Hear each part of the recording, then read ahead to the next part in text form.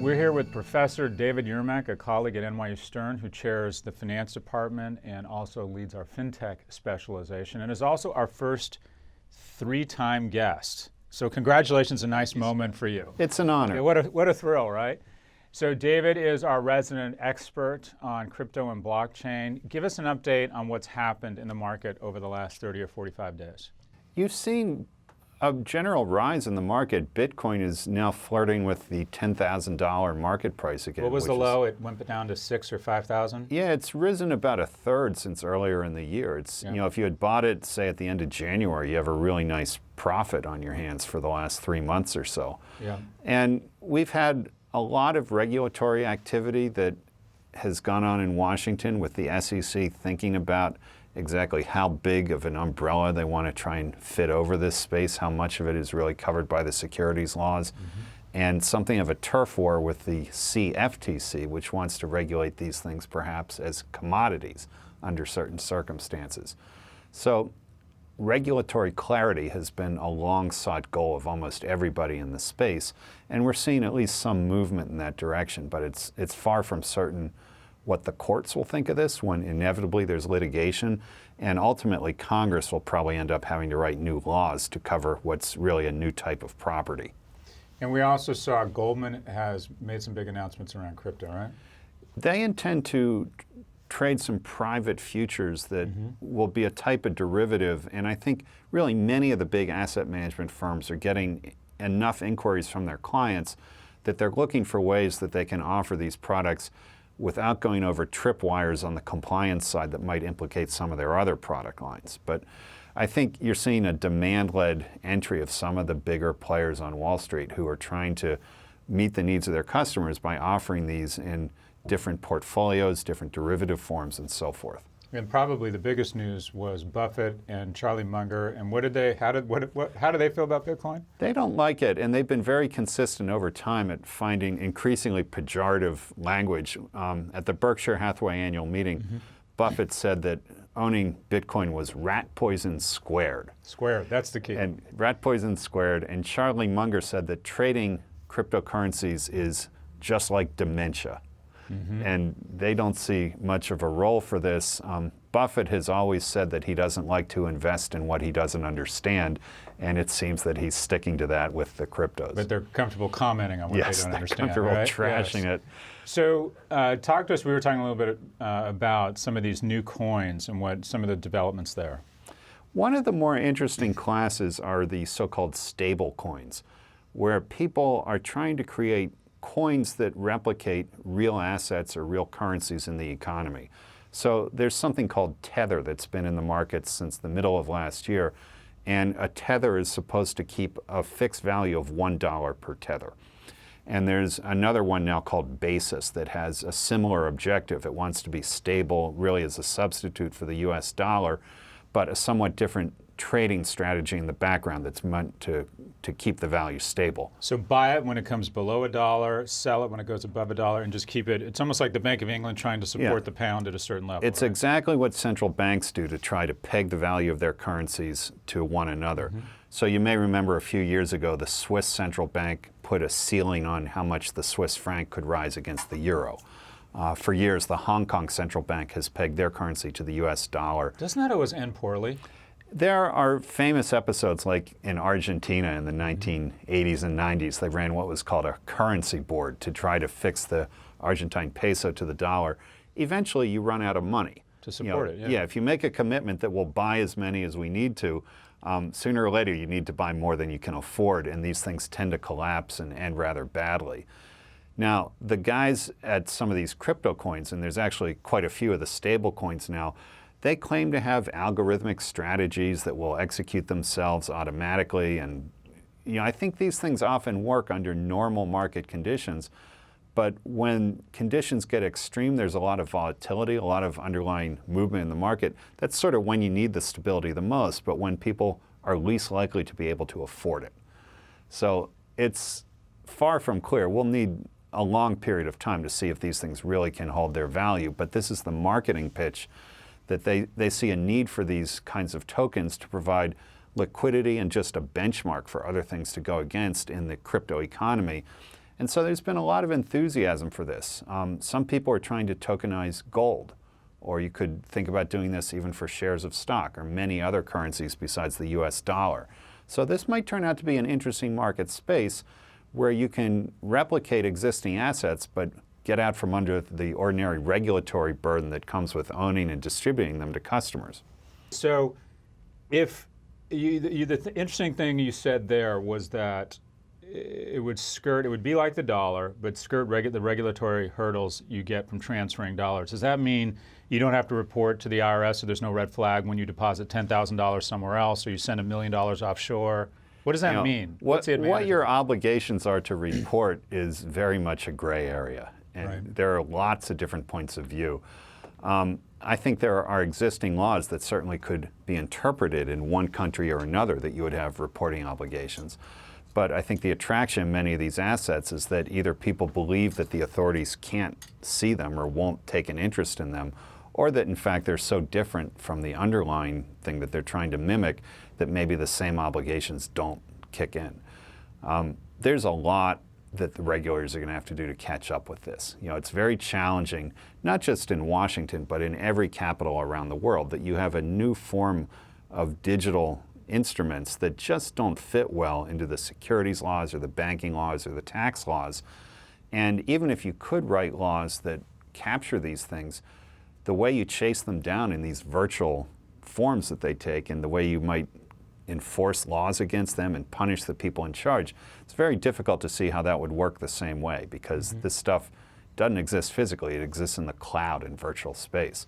So I think if you're looking to move money around the world and not see regulators knocking at your door when it exceeds $10,000, this is one alternative that might attract some people. Could also attract terrorists and all kinds of other people who want to move money without being detected. But isn't it one of the sales points of this thing that it actually should do away with crime because it's all ledger-based and should be pretty traceable?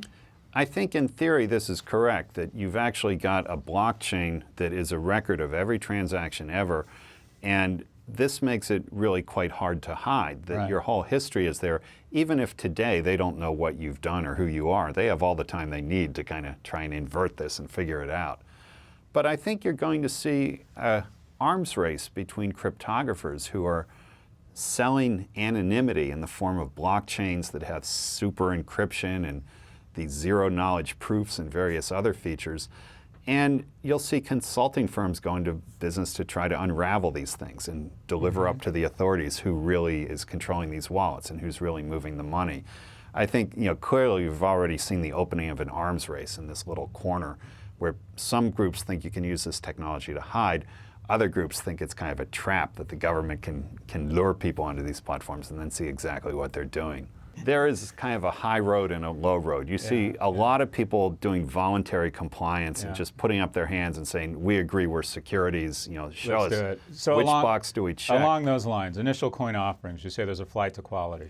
There have been more than 2,000 ICOs since the beginning of last year. Half of those never got off the ground, and so there's a lot of them go very quickly to zero. But some of them have been very successful and raised hundreds of millions of dollars. And they are now investing this money to develop platforms that may eventually deliver things like decentralized storage that is in great demand. So of the tokens that are out there, some have been very brazenly non-compliant. They've ignored the law, and some of them even just kind of look like Ponzi schemes on their face. But others have done quite the opposite, and they've tried to put structures in place that resemble what venture capital and other forms of entrepreneurial finance have done. Disclosure, risk, Yeah. all kinds of, basically, almost like putting together a prospectus. Yeah, it's like a prospectus. They call it a white paper, but the structure that people are using that seems to have the most regulatory credibility is called the SAFT, the SAFT, or Simple Agreement for Future Tokens, which resembles something called the SAFE, which is for future equity, that has been used in venture capital for some time. I'm not sure if the SEC ultimately will give this its blessing, but I think it represents a sincere attempt by the industry to get on the good side of the regulators. And often it's really voluntary compliance, that people who are trying to get credibility for a new type of asset, they find it in their interest to work with the regulators and to seek the high ground and to try to pay their taxes and disclose everything that should be disclosed, because in the long run, people probably don't want to invest in something that doesn't have that kind of credibility. So this is a very early stage of a market that is not even maturing yet, but maybe going through adolescence. And you are seeing segmentation, and there are people going for the high ground and people going for the low ground, and a lot of confused people in between. But I think one thing that's true about these coins, the tokens, they're not going away. This is a real innovation that's quite interesting. And people are being able to raise large sums of money rather quickly. That's a statement right there. Because at one point about a year ago or 6 months ago, it felt like there was a non-zero probability ICOs could just get shut down as pure fraud. Right. You think it's here. You think it's a financing vehicle that is going to be around for a while. And like I said, there have been 2,000, and well over half have been worthless rather quickly. What percentage are not, if you use the term broken IPO, what percentage are not broken ICOs, where they actually have worked as financing vehicles and they have some value 3-6 months post the issuance? At this point, I would say about 20% based on data that I'm working with. Now, that's not to say that many of those 20% won't themselves fail in the next year or two, because this is characteristic of all startup businesses. And I think the right benchmark is not that you should expect all of these to return a profit. These are very risky ventures. Think about, of all the restaurants that open in New York, how many are still open in a year? What's the failure rate for new restaurants? That's really the kind of benchmark you want to think about, is for startup businesses. Yeah, or even, you're exactly right. It's not, the benchmark isn't the percentage of successful IPOs, it's the percentage of venture-backed companies even going downstream into angel, or maybe it's 1 in 10 or something like that. IPOs are the ones who get all the way to the 8th inning. Most of them are already winners. Yeah, so if an ICO, or talk to us about, can an ICO just be a financing vehicle, or is it strictly the domain of companies that are building something related to the blockchain? So you had a great company and wanted to avoid venture capitalists. Could you do an ICO, or does it have to directly be linked, does a capital raise have to be directly linked to innovation around the blockchain? That's really what an ICO is something linked to a blockchain, because it is a token giving customers the right to use the product once it's completed in the future. So it's a way to raise money from your customers rather than from a Kickstarter thing, right? Yeah. And it's really a new channel that historically people raise money by selling ownership that we call equity, or maybe from borrowing it from a bank, which we would call debt. But this is not debt, it's not equity, it's a new type of financing where your customers invest, and if the value of being a customer goes up, they will profit as well. But it's really the utility of using the token to access whatever the service is that is the source of the value. It's not a dividend or an interest payment or even a capital gain necessarily. No ownership, no governance, nothing like that. Yeah, the definition of a security from an economist is you get cash flow rights, like dividends, and you get governance rights, which is typically voting. And you don't get either of these with a token. Why wouldn't Tesla do this? Instead of taking cash up front, why wouldn't Tesla have a coin that says, for this coin, this is the Tesla Model 3 coin? I wouldn't rule it out, and you do see business models where people pre-sell their product before something is built. So cruise ships will sell tickets to the cruise before the boat is launched. Football stadiums are built this way all the time, where personal seat licenses are sold before the stadium is constructed. And you're tapping into your customer base as a source of finance in exchange for them getting the gain if the experience of being a customer turns out to be more valuable than people expected. So, why doesn't Tesla do this is kind of a good question for Elon Musk. But that's not related to the blockchain. That's just a financing vehicle. So you do think we'll see coins that aren't directly related to building out the blockchain? The blockchain is where these things are hosted and traded.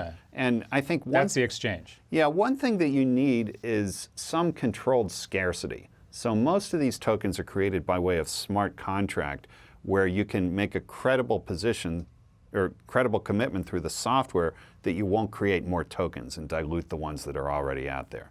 So in terms of a football stadium, you don't want more personal seat licenses than there are seats. And in terms, if Tesla were to do this, they'd need to make some commitment that there wouldn't be more Tesla coins than cars.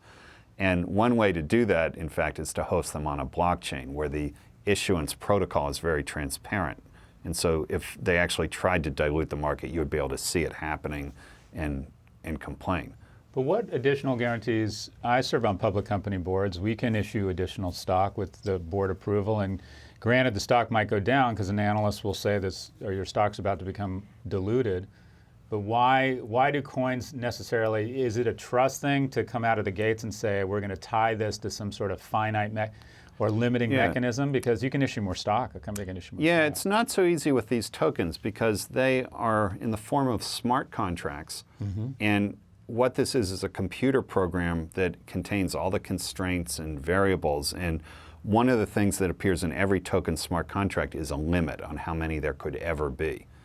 Now, you might get clever and say, there can only be 1 million of these tokens, but then I'm going to create a new token. Alpha token, beta token. Model X token. And this is meant to be a perfect substitute, and we'll create another. And would they really be valued in the market? Would they give access to the same platform and replicate the first token? I'm not so sure that they would. So the scalability and replication of tokens, you really haven't seen anybody try this yet because these platforms are all years into the future. But it is often remarked that the governance of these things and the enforcement of the smart contract terms may end up to be the weakness, the Achilles heel, if people can do as you conjectured. We'll have to see if there are shady people and companies that are able to program around the constraints in the smart contracts. You do see this in the debt markets where there's covenants against future borrowing, but people find ways around it by issuing new debt of more junior grade or whatever. Blank security. So the first 6 months of 2018 versus the first 6 months of 2017, number of ICOs, capital raised, stability of the market, how does it look year on year? Vastly more capital has been raised. That ICOs at this point last year were still a novelty, and you were just starting to see the beginning of the wave. But we're now into a market that is, probably going to raise somewhere between 3 to 5 billion in the first half of this year in ICOs. And there have been hundreds and hundreds of new issues. You also, a year ago, didn't have the beginnings yet of the big run-up in the crypto values. The big march from about 2,000 to 20,000 in the value of Bitcoin was mostly something at the tail end of last year. We had then something of a collapse in January, but now, really a 3-month rally in February, March, April, and so forth. So whenever you see this sort of adoption, it usually indicates that the incumbent got greedy and had fat margins and was sticking its chin out. Is the backstory here that investment banks with 7% fees on IPOs and venture capitalists with extremely costly forms of capital, isn't this basically, doesn't the ICO market, if it ever becomes legitimate, essentially say that banks and venture capitalists got greedy or fat and weren't adding the value that their fees justified? I think that's exactly right. People have been looking for an alternative source of entrepreneurial finance. Going public through the equity market's extraordinarily expensive because you have the 7% commission, but you also have the tendency to underprice the shares by 10% and very, very high compliance costs to meet the requirements of the SEC. So I'm not sure that the investment banks are all alone in this, that a lot of people have thought that the several rounds of regulation, the Sarbanes-Oxley and Dodd-Frank laws and so forth, they've made it so onerous for a firm to list itself publicly that we've observed IPOs vastly reduced. IPOs have all but stopped over the last decade in the US. And you're seeing firms like Uber, Airbnb, really indefinitely staying off the exchanges when ordinarily they may have gone public in the last generation. So could Uber offer a coin that says, could you have an Uber coin that says unlimited free rides to this individual and the blockchain just tracks your identity to make sure you're not abusing it? And biometrically with your fingerprint. Right, because I spend $1,000 a month on Uber, $12,000 discount, cap rate of 5. So what is that? That's 200. I mean, that's a $250,000 coin supposedly, right? I would think that a lot of these fintech companies, especially the ones in the peer-to-peer markets like ride sharing, might find it very appealing to have their own currency. It's even suggested that Amazon might put Amazon coin out there, because they're increasingly. But it sounds like it needed to be a prime coin because you'd want to directly link to something that you could value, wouldn't you? Yeah, but they've got all these retail platforms now with, they were originally a bookstore and now they've got Whole Foods and everything in between. What I don't understand there, Professor Yermak, is if I buy an Amazon coin and I can't have ownership, I'm getting the rights to the future product, does that mean I get unlimited everything from Amazon? You'd have That's to up bound to it, Amazon. right? Yeah, they might just give you priority as a customer, to think about Prime. Yeah, The Prime. Prime coin. The airlines could do this and sell elite status or Right. gold status and so forth.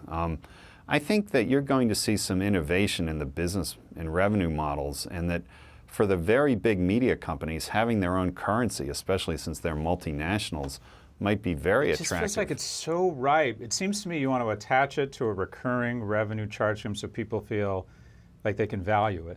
So Netflix feels perfect. Yeah. Spotify coin feels perfect. I gave this as an exam question in a course last year. Should Amazon issue Amazon coin? And there are various pros and cons, including the fact that Amazon has a big footprint in the U.S. markets and issues equity and wants to keep the SEC and the IRS happy. If they saw this as a method for tax evasion, it might get them in trouble in their mainline business. So you're involved in the joint program with the law school. Yeah. If you were advising a kid who was platform agnostic and was an athlete, equal skills across all dimensions, and was just an economic animal, would you say the sweet spot over the next 5 to 10 years is to be an entrepreneur leveraging on ICO, to be a crypto miner, to be a lawyer putting together these white papers, selling picks to the miners?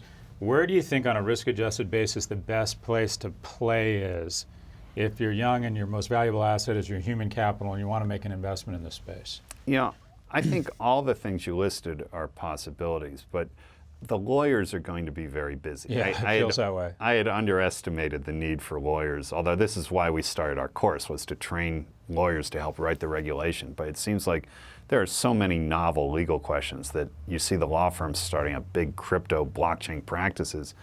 So I think, if you want interesting work at the cutting edge, going to law school to learn to be a blockchain lawyer is a pretty smart career choice. And I do think that the hardware is a big opportunity, that faster mining machines are really, really valuable, and I don't expect the demand for these to go down anytime soon. There's a really funny story in the news yesterday about a bunch of mining machines that were stolen from Iceland, and then they resurfaced maybe in China, where people had taken them to hook them up to an illicit power source where they disconnected the meters so that they weren't paying for the electricity. But this is the kind of stuff that bank robbers do to get the stuff out of the country into a safe haven. And if you have an innovation in mining hardware, you could get quite rich, although the half-life of these things is maybe 18 months at most. But still, The half-life of the technology. yeah, the technology is constantly being improved upon. But to be part of that innovation, I think there's a lot of value added, and you would have no trouble finding work. In fact, you would probably start your own firm and try to market the stuff yourself. But isn't crypto mining similar to petroleum in the sense that the refining equipment is costly, but it's largely been commoditized, you have access to it, that the cost of the end is the oil, which is Not yet. electricity? No, you're still seeing a huge J-curve in terms of the productivity and the technology coming down in cost. This will eventually plateau out. That's why you think of it as the shape of a J. But for now, the comparative advantage is really the hardware, and the hardware can be energy efficient. If it saves you on the electrical bill, or if it doesn't get overheated, or if it just can do the computations more quickly. Any and all of those things can be a comparative advantage. There's intense interest when new mining machines come onto the market. And some of the coins, there's actually been controversies about maybe we should reprogram the code to keep these new miners off of the chain. So how do you play that? I know NVIDIA is one way to play that, but who sells into the tech that you can make money off of? I think a lot of the big IC chip makers are making profits off of this. There are people who build these things, but they're really assembling component parts. And I think companies like Intel and Samsung are selling a lot of chips. There's just a lot of demand for computer hardware in this circuit from many of the classical vendors. But I would do some market research on exactly which firms. I've read, though, that many of the old computer companies that are very familiar names are finding. Well, Intel just hit a 52-week high, or Intel's all of a sudden, and it hadn't even dawned on me that was part of it. No, I would be surprised if they weren't indirectly participating in this by just selling raw material to many of the manufacturers. It's hard to build, in very large quantity, any computer machinery without Intel somehow having a foot in it. So I spoke this morning, and after me at an event, and after me was this kid who's raised a ton of money, and he goes around financing crypto mines or crypto mining, and basically he roams the earth looking for the cheapest source of electricity, Right. and then sets up a crypto mine, and then I think sells the products or the equipment into the crypto miners. Are you seeing a lot of that sort of these like almost roaming nomadic businesses? No, there's been some great news stories, and what you need is cheap electricity and cool weather so that you can buy the electricity cheap and then just open the window to keep your computers from overheating. So where's this going to be? Iceland. Yeah, Iceland, in fact, is the #1 location, but northern Canada. Isn't northern Canada the North Pole? Yes, no, some of these things are above the Arctic Circle, but you're thinking tundra. And there is a lot of renewable energy, high winds and hydropower locally available. This feels like an A&E miniseries or reality TV, not King Crab Fisherman. No, but this the would be crypto a miners. fun TV series about the life of a miner, because you're in difficult conditions, like those people who travel to the South Pole but can't really go outside. So there's probably whole soap operas that take place behind the scenes. But in the end, you're just trying to run computers at very high speeds without having them overheat.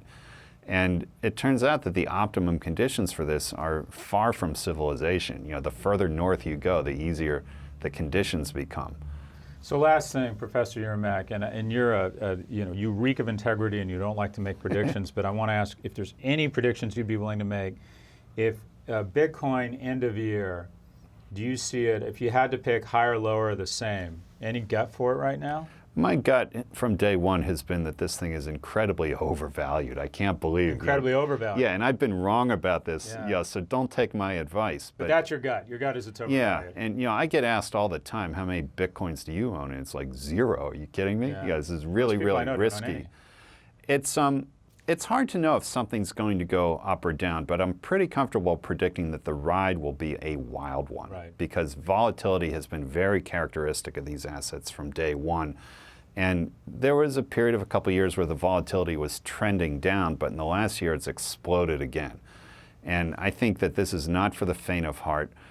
I think that most of the coins you see in the market will go to 0, but that's also true of most of the stocks on the stock exchange. Sooner or later, it's a question of when.